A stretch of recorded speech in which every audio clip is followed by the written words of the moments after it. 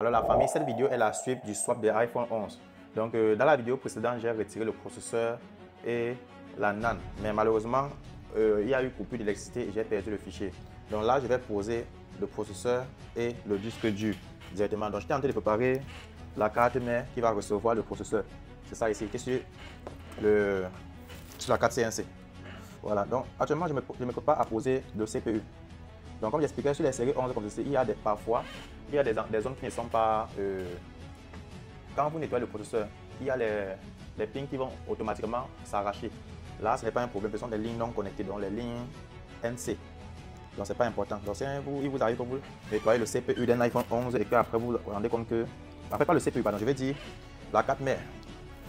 Au niveau de la zone de CPU, et que vous vous rendez compte qu'il y a certaines lignes arrachées, ne vous dérangez pas. Il peut arriver que ce sont juste des lignes non connectées. Et aussi, certaines lignes peuvent également se toucher. Là, ça peut être des lignes GND, ou bien les lignes qui ont la même continuité. Donc là, je suis en train de poser le processeur actuellement. Je pose le CPU, ok? Après le CPU, on va poser le disque dur. C'est la suite d'un swap qu'on a commencé tout à l'heure.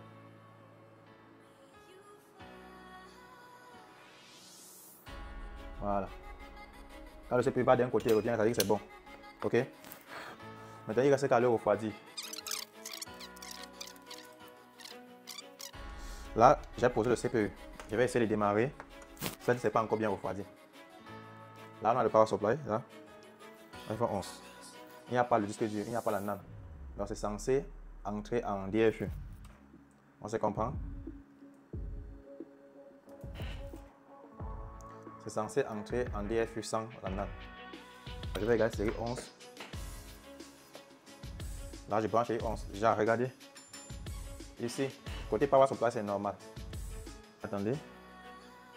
Je pas au niveau 3, au niveau 4. Voilà, regardez. Consommation. Normal, ok? Bon, je vais démarrer pour voir si ça va entrer en DFU automatiquement.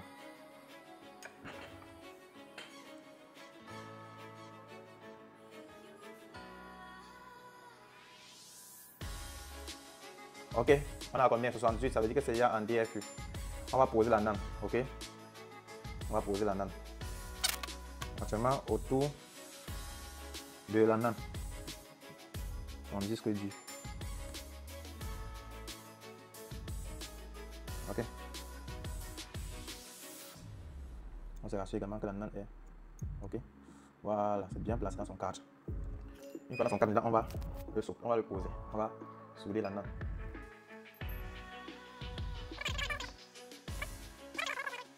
Voilà, vous avez vu comment ça a décalé seul, non? Allez, c'est soudé. On quitte directement. Pour ne pas endommager la PMU.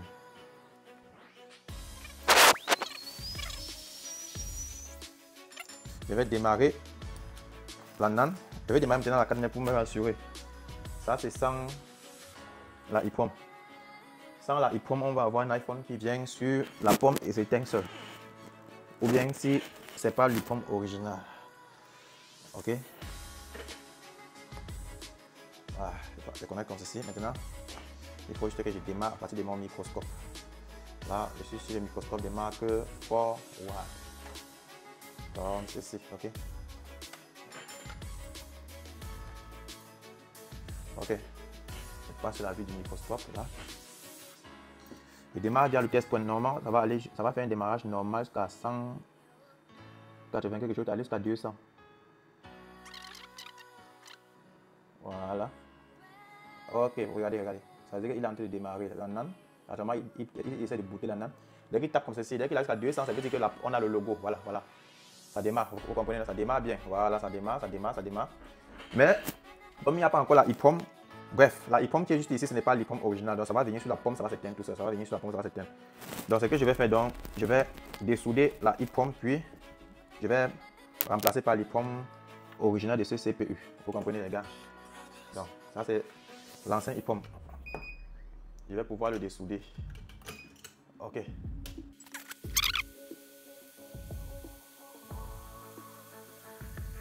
Maintenant, ça c'est la carte mère originale ici. Je vais juste déconnecter. Donc, ce que je vais faire quoi? Je vais, regardez, je vais retirer la EEPROM qui est sur cette puce-ci, sur cette carte mère, et puis je vais mettre ici, ok? Donc, en gros, je vais prendre l'EEPROM, c'est la puce-ci là. Ça, c'est la carte mère originale, la carte mère donneuse. Je vais mettre la carte mère receveuse pour que le téléphone puisse démarrer normalement. Donc, pour cela, je passe au microscope.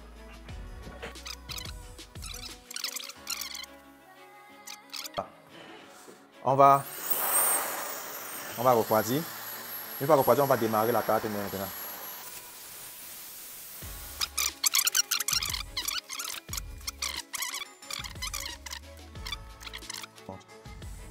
Voilà le logo iPhone, Apple qui apparaît. On est jusqu'à 2 ampères de consommation. Attendez, je parle au niveau où on voit la consommation en temps réel. Voilà, ça chauffe un peu. Ok, voilà le menu. Le téléphone a été récupéré avec succès. Bon, là, ça veut dire que son téléphone ça a un problème. Son écran avait déjà un problème de touch. Bref, ou bien soit le touch n'est pas bien connecté. Et vous avez vu, non? C'est arrivé au menu. C'est comme ça. Attendez. Voilà, ouais, voilà le menu. Voilà le fond. Voilà, c'est ça en fait, les gars. C'est le swap CPU iPhone 11. Malheureusement, la vidéo s'est coupée à un niveau. Je ne peux pas vous montrer la suite. Donc, les gars, on est ensemble. Il suffit de se coller. Bon, là, c'est mes techniciens. Le matin, ils vont fermer ça. Ils vont faire tout tour. Et ensuite, le client va venir récupérer. Voilà, j'ai essayé de bien nettoyer le connecteur d'écran pour me rassurer que le touch passe. Donc là, je suis en train de démarrer encore de nouveau cette carte mère. Je vais me rassurer que le tactile passe normalement. Parce que des fois, il peut arriver que c'est la ligne du tactile qui ne passe pas sur le... Une fois après le swap, vous comprenez. Donc déjà, le touch ne passe pas ici. Ça peut être un problème d'afficheur. Je vais changer l'afficheur. Cet afficheur.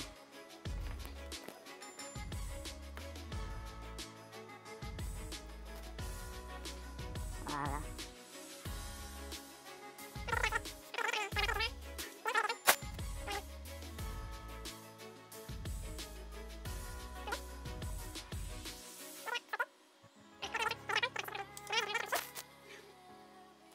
On va voir si le touch va passer avec cet écran. Vous voyez, le touch est passé, non? C'était son écran qui posait problème. Regardez, voilà le tactile qui passe maintenant. Ok, c'est un peu tout pour cette vidéo, les gars.